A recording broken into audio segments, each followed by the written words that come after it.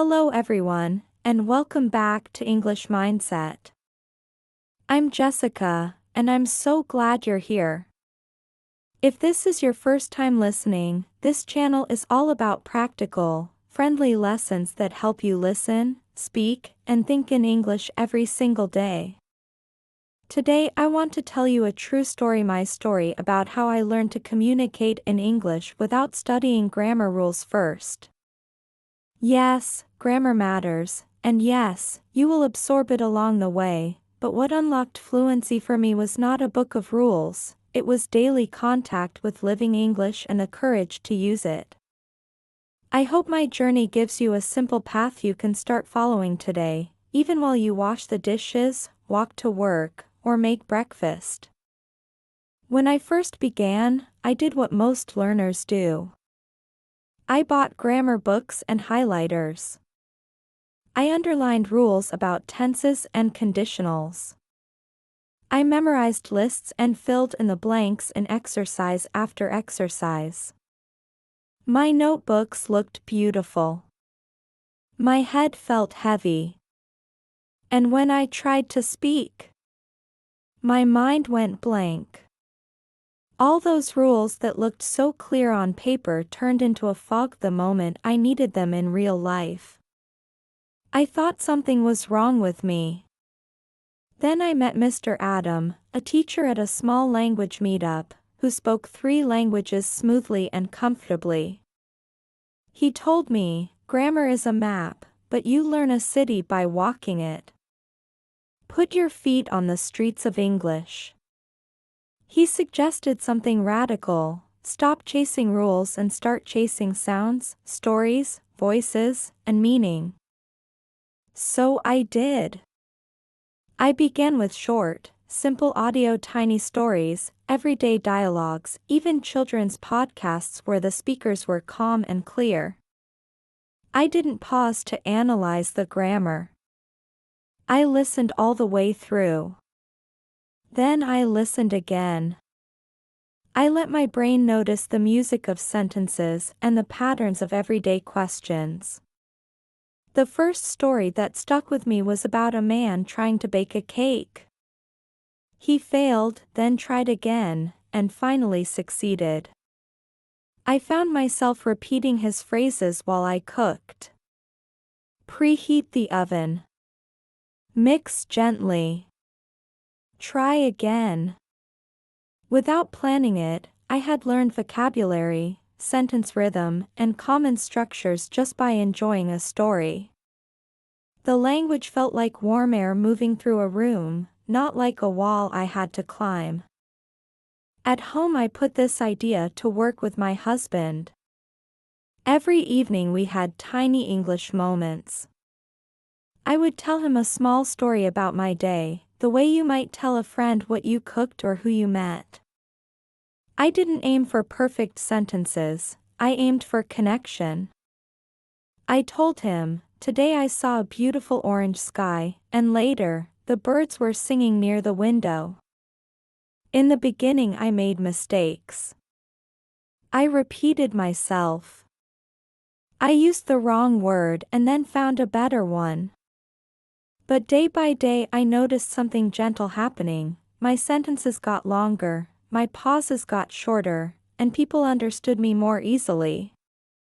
It felt like learning to ride a bicycle by actually riding it, wobbly at first, steadier with practice. There was one technique that changed everything for me: shadowing.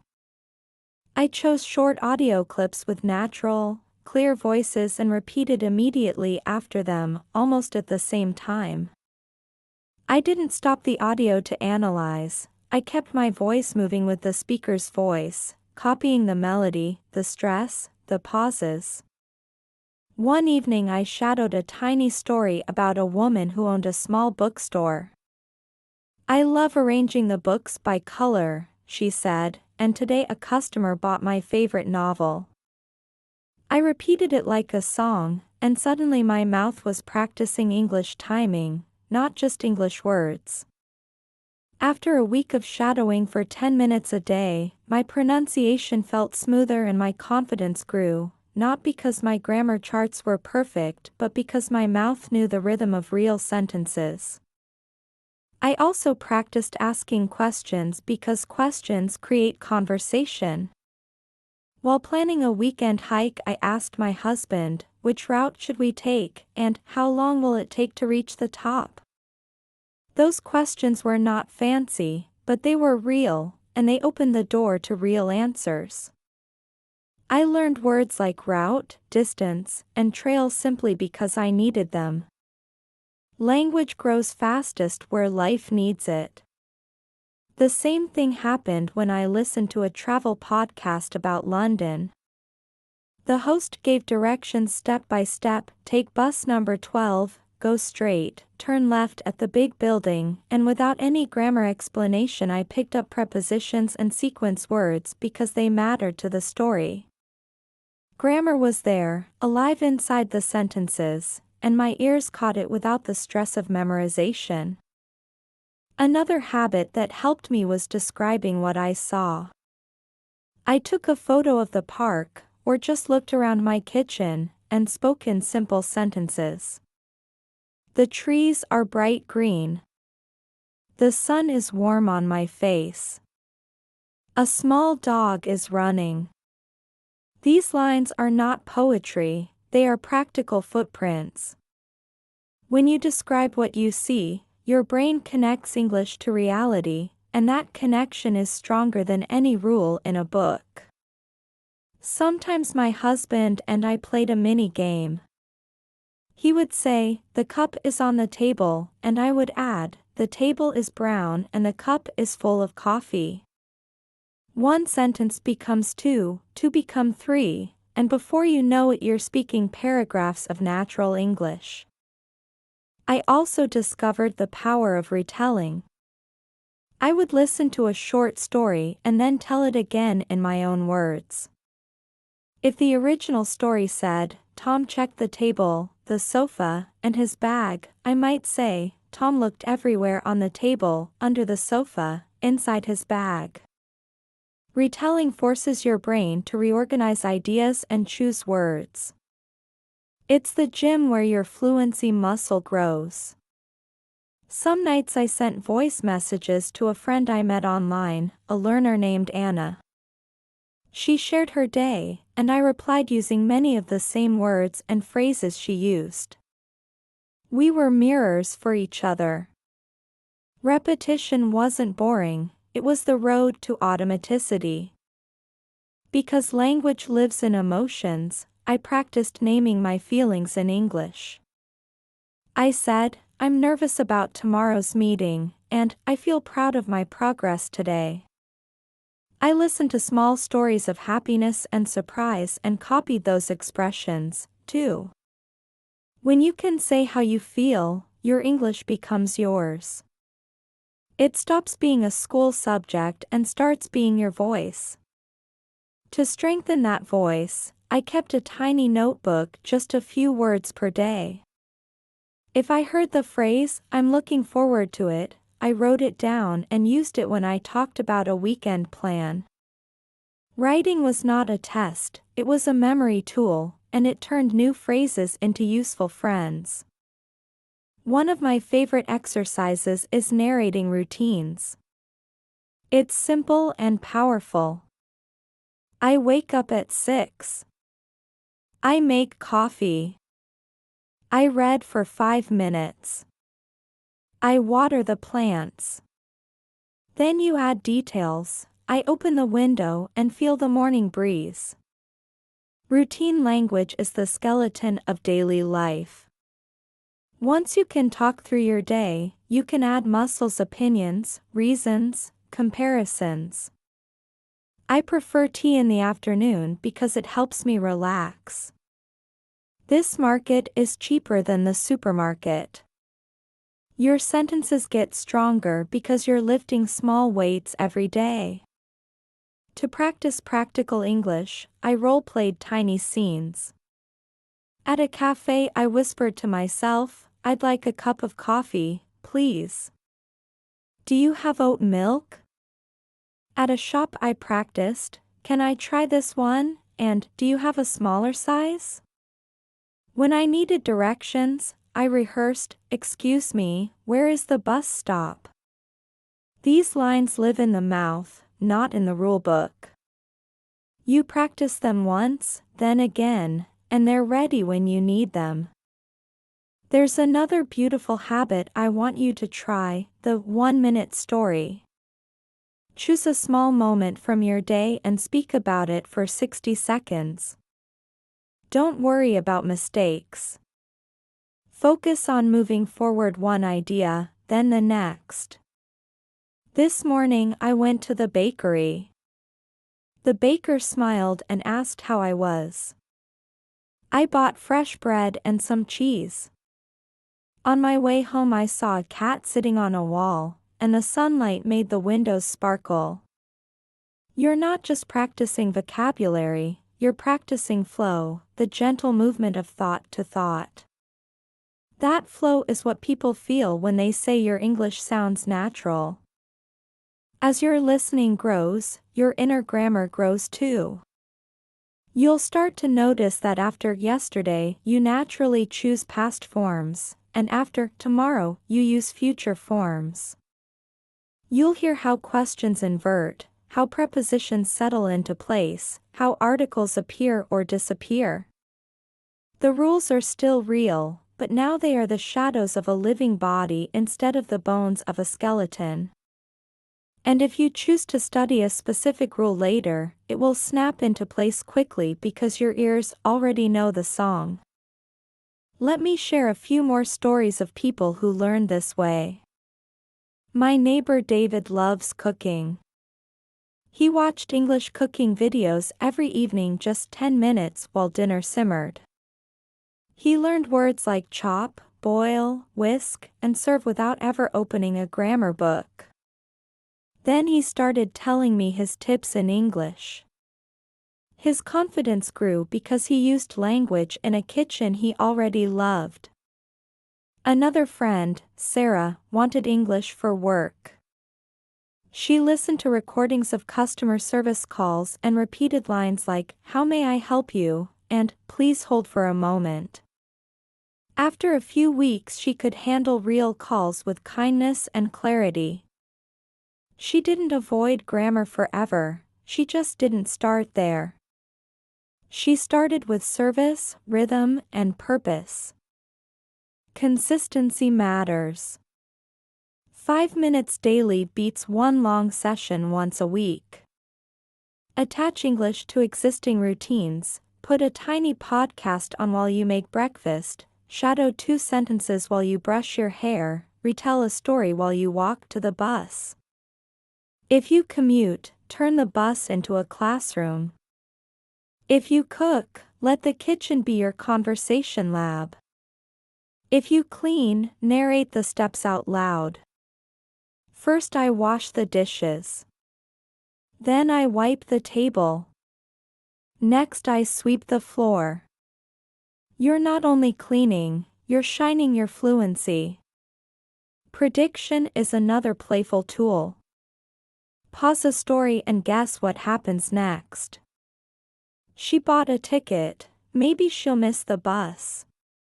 When you predict, you practice future language and keep your mind engaged. Summaries are helpful, too. After listening, say the story in 3 lines: who, what, outcome. Emma went to the bakery. She saw a new cake. She tried it and loved it. Short summaries train you to choose essential words. Let's talk about courage. Fluent speech is not the absence of mistakes, it's the presence of momentum. When I stopped treating errors like emergencies and started treating them like footsteps, I moved faster. If my sentence fell apart, I rebuilt it with simple bricks. I don't know that word. I mean, the thing you use to water plants. Communication is problem solving with kindness. People are kinder than you think, and most of them are cheering for you. If you want a simple daily plan, try this. Listen to a short piece of audio once for meaning. Listen again and shadow 2 or 3 sentences. Retell the story in your own words, 30 seconds is enough. Write one new phrase in your notebook and use it twice before the day ends. Ask one real question to a real person, even if that person is your reflection in the mirror. Then finish with 1 minute of describing what you see around you. That's it. 10 minutes can change the texture of your day. As your confidence grows, start switching styles. Tell the same story in a friendly tone, then in a polite tone, then in an excited tone. I'm really looking forward to the weekend sounds different from I'm available on Saturday afternoon. Playing with style trains your ear and prepares you for different situations, talking to a friend, emailing a colleague, speaking to someone at a service desk. You can also practice small negotiations. Could we start at 10 instead of 9? Would it be possible to get a window seat? These sentences carry polite power. Read aloud, even for 2 minutes. Reading aloud is like taking your voice to the gym, it builds control, breath, and clarity. Choose simple, smooth paragraphs, stories, articles, even recipes, and let your voice feel each line. Combine that with recording yourself once a week. Don't judge the sound, listen for improvement. Maybe your pace is steadier, maybe your th sounds softer, maybe your pauses are calmer. Growth loves evidence, and recordings give you that. Another lovely practice is describe and decide. Look at a picture and describe 5 details, then decide what you think about it. There's a blue bicycle leaning against a cafe window. The street looks quiet. I think it's early morning. I'd like to sit there with a cup of tea. Description plus opinion turns vocabulary into voice. Do the same with your day. Today was busy, but I'm proud that I finished my tasks. I'll rest and read tonight. Language is not just information, it's reflection. If you study with a partner, try echoing. Your partner says a sentence, and you echo it with one change. I'm cooking rice for lunch. I'm cooking pasta for dinner. This small game teaches flexibility. You can also practice tiny phone calls. Hi, is this the library? What time do you close? Keep them short and real. The more you touch English in real ways, the more it belongs to you. You may wonder, will I ever need grammar? Yes, of course. Grammar is useful, especially when you edit your writing or want to polish your professional emails. But when you start with living English, listening, shadowing, retelling, describing, you build an intuitive foundation. Later, a simple explanation of a tense or a preposition rule will strengthen what you already feel. You won't be memorizing alien formulas, you'll be naming patterns your ears already trust. Before we finish, let me leave you with a final story. There was a moment when I realized this approach had truly changed me. I was walking with my husband on a Saturday morning, and without thinking I said, "Let's visit the market first, then take the path by the river. If it gets too hot, we can stop for iced tea." No stopping to translate, no panic about tenses, just a plan in English, carried by a calm voice. It felt ordinary and extraordinary at the same time. Ordinary because it was just our weekend. Extraordinary because English had become a natural tool, not a test. So here's your invitation. Start small today. Choose a short audio you enjoy. Listen once for the story. Listen again and shadow 2 lines. Retell what you heard in your own words. Describe something around you right now: your desk, the sky, your cup of tea. Ask one question out loud, even if you answer it yourself. Write one phrase in your notebook and promise to use it before you sleep. Do it again tomorrow. And the next day. You do not need to memorize every rule to speak with heart and clarity.